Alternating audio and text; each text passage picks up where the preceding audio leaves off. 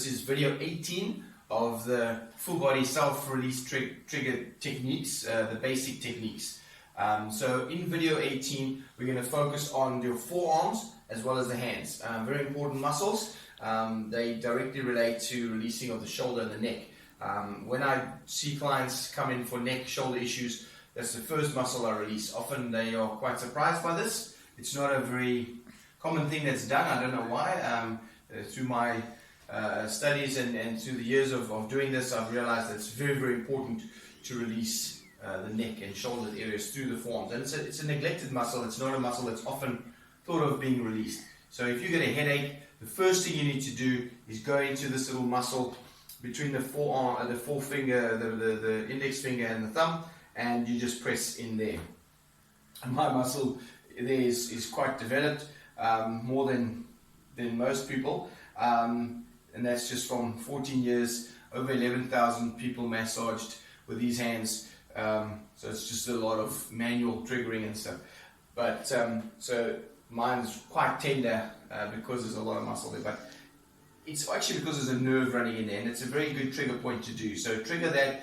Don't hold it for too long. I don't like when people hold it for too long. Just a little bit of triggers every now and then. And also a good technique, if you can't really get into that so nicely, what you can do is fold your thumb in, and then from the top you can come in there and you'll feel the bone of your index finger that comes into the hand there.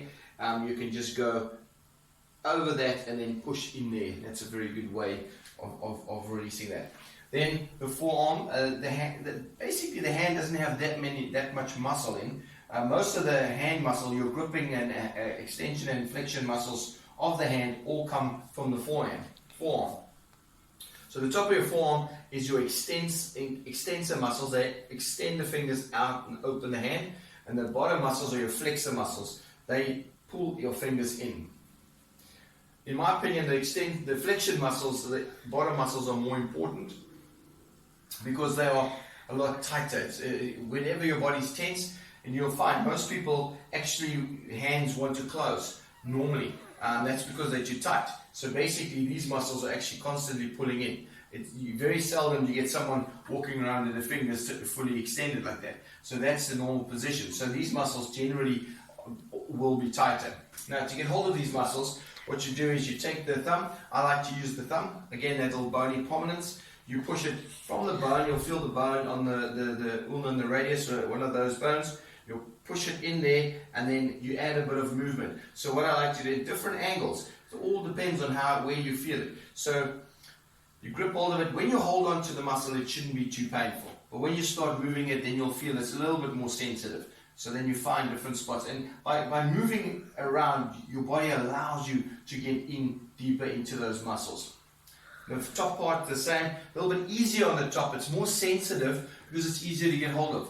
I find the bottom muscles that are a lot tighter. It's a lot difficult. You have to push a little bit firmer to get into them. And the top muscles, again, just hold on to it. When you're holding on to it, not too hard, and then up and down. Now, you notice I have short sleeves on, so skin's exposed. And you have to push quite hard when you push on the skin. So that's why I've got these. So when I do, in practice, when I work with people and I work on skin, I use a little face cloth like this, because it gives you just that little bit more. So you put the face cloth over, and all of a sudden you can feel that you can actually grab hold and get a lot more penetration into the muscle with the little cloth. So you can use a towel. This is just a little face cloth towel thing that I use when I do my triggers. It just helps you to get nice and deep in there. So that's fantastic. And then where it comes to tools, the same tools that we've been using throughout the series, the foam roller, the cricket ball, golf ball. Now in this instance, I'll probably use the cricket ball and the golf ball. Of course, you can use trigger balls, you can use hockey balls. I like a cricket ball. And then of course you can always put it in a towel if you want to, if you don't want to mark the wall, if you're going to use a wall. In this instance, we'll use the golf ball first, and with a golf ball you can just go and basically put it in the palm of your hand, and then kind of put pressure on it, and then work like that. What you can do is you can grab a seat, you can put the arm on your knee, and then you can hold on to it.